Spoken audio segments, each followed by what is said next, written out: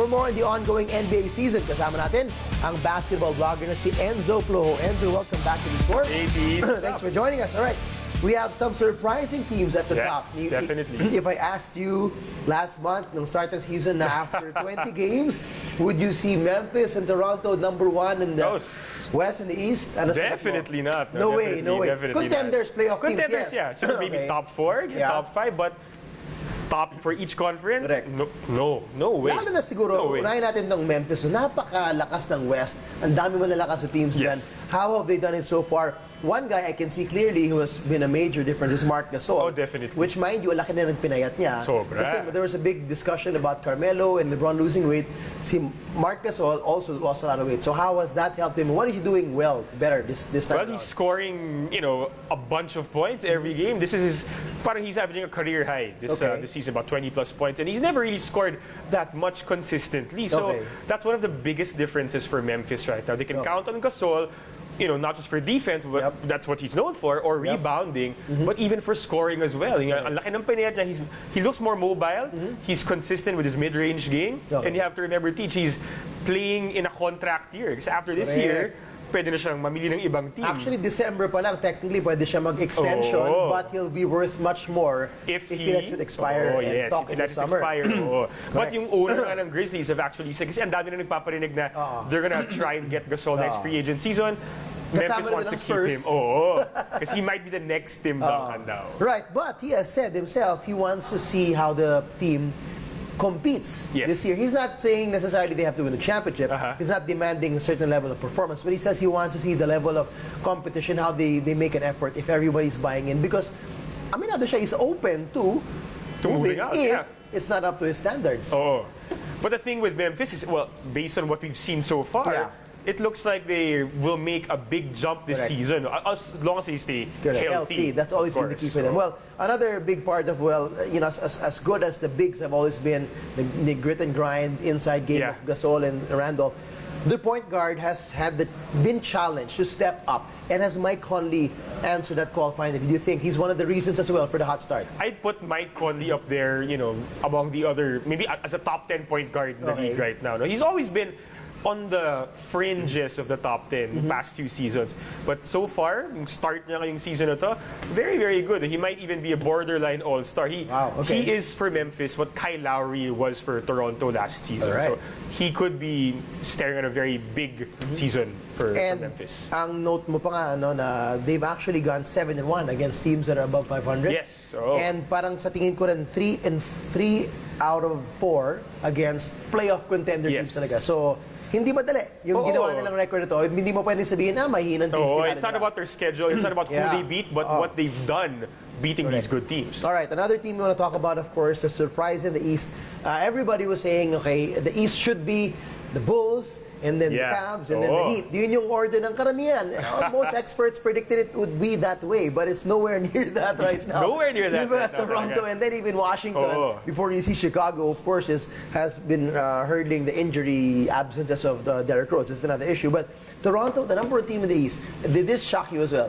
Naman. I mean, like what we said kanina, Toronto is a contender, but not the consensus top team in this conference. So even if the East is weaker than the West, Toronto has no business being number one, but they are number one. How are they doing it? What's been going on over there up north? Well, improvements across the board. Jonas Valanciunas is improving his rebounding. DeMar DeRozan, before he got injured, playing at an all-star level. Kyle Lowry playing at an all-star level as well. So a lot of good things happening for this Toronto team. Yung bench nila, they've been contributing as well. See, Lou Williams was there. James Johnson is there. So a lot of players really contributing to this Toronto team. They've been very consistent and they're healthy also. And they look like a fun bunch that they really love playing together. One indication from me is they came to Manila together. There's 3 guys. I mean, it's no joke to be friends off the court in off-season, and they really enjoy playing together. And when you see them, they're like a happy bunch of college kids jumping up and down. Parang mga college team to. Sa tingin mo yung the way their chemistry is like and the way they're just, up-tempo? Well, chemistry is a big thing, of course, in basketball. For Toronto, you can see that in the way they play. It's a fun team to watch. They have high flyers, they have speedy guys. They don't play slow tempo basketball. So it's a fun team to watch and they win games. So it's a very, very good season so far for the Raptors. But yung big test nga, now that DeRozan's injured, how will they be able to slog through that 4-5 weeks? The first game that he missed was against the Lakers, and they lost to the Lakers in overtime. So that's a big question. And as well, along the season, they'll still win their games, and they'll probably finish in the top 5, top 4 in the East. They should, yeah. Can they win playoff series? That's a big the question. test, no? Are they that mature enough? As young players, they'll win regular season games, but is their coaching staff mature enough? Are they mature enough to finally, go deep in the playoffs? Well, that's a big question for Toronto and for Memphis, and even for the Golden State Warriors, who are also doing really well. Yeah. Surprisingly, all these 3 teams in the playoffs for 2014, they didn't win their series. Yeah. So, yung big question, okay, you can win in the season, but when the chips are down, when the stakes are high, can you win those knockout games, those 7-game series? That's going to be the big test of character for these teams. All right, and we've got a long way to go before we see that. But from now until then, we'll enjoy seeing them win a bunch of games. Definitely. For sure. Okay, last but not least, before I let you go, Cleveland Cavaliers. So much hype, so much expectation from everybody else saying, oh, this is the new big 3. You've got LeBron James and Kyrie Irving and Kevin Love. Na, they're going to dominate. They're going to be the best in the East. But I'm nagsabi din, best in the East. Pwede, diba? But they're showing the struggles of chemistry, which, true enough, wala ngang playoff experience itong dalawang to, si Love at si Irving. David Blatt, as good as a coach he is, he's never handled NBA egos. Yes. So on those 2 aspects alone, in terms of Love and Irving have not been used to winning a lot of games, and David Blatt not having the chance to handle NBA egos. How has it been rolling for Cleveland for you? A roller coaster ride for Cleveland. Okay. Right? Those 2 factors were really, really big. And if people are expecting Cleveland to right away, off the bat, be the best team in the conference, they haven't been able to show that. If this were a video game, fine, sige. But this is real life NBA basketball, and things like what you said, Teach, David Blatt never having coached an NBA team or in the NBA atmosphere. Correct. You have Kevin Love, Kyrie Irving, exactly 0 playoff experience for both of them. Those are big factors. This is unlike LeBron going to Miami with Dwayne Wade, who won a championship already. And they were his best friends. Yes. Diba? So yung chemistry hindi issue. Sobrang daming factors na kailangan pa nilang i-sharpen for them to actually reach their potential. Correct. But some good signs. They've won a few straight games recently. So it seems like they're rolling. And pinag-usapan nga natin kanina pre-game,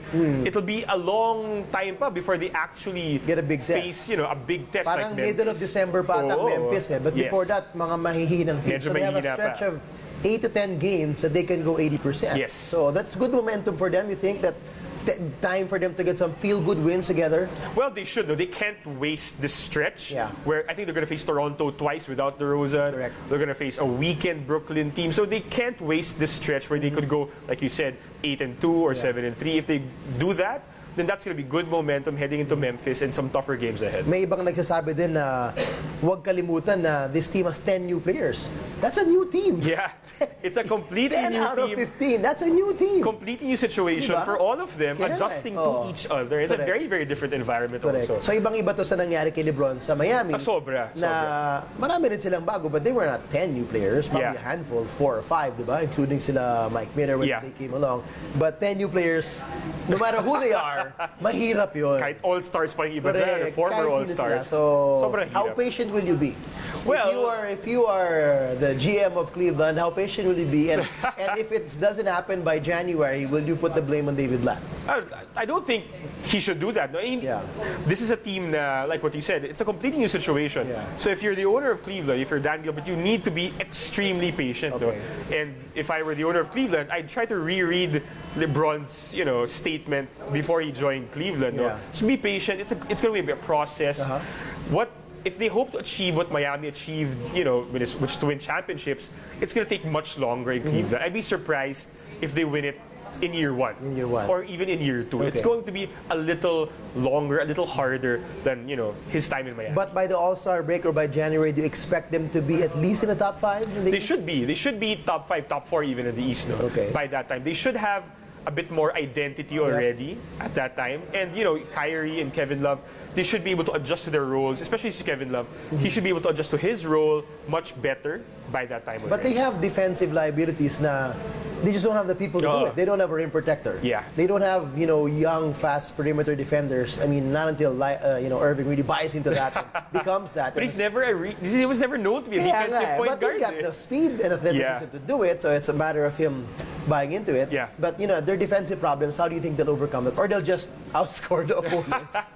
Well, that's one thing they can do. They can outscore the opponents, though. But if you want to be a championship team, there's no going around no going around it. You have to play defense. So you have to play really, really good defense. And guys like Kyrie Irving, Kevin Love, who was never known to be a defensive big man as well, they have to be able to add that to their repertoire to actually maybe not increase their blocks or steals, but to play really, really good defense. Yep, they got to figure it out, and it should be fun to watch them figure it out the rest of the way. Should be the most entertaining story. If you want to talk more to Enzo, he's on Twitter at HoopNut, and of course, check out the blog. Thanks so much, Enzo. See you again next time. Salamat. Sa aming pagbabalik, Manila leg ng IPTL, hinirang na isang successful event. The Score will be right back.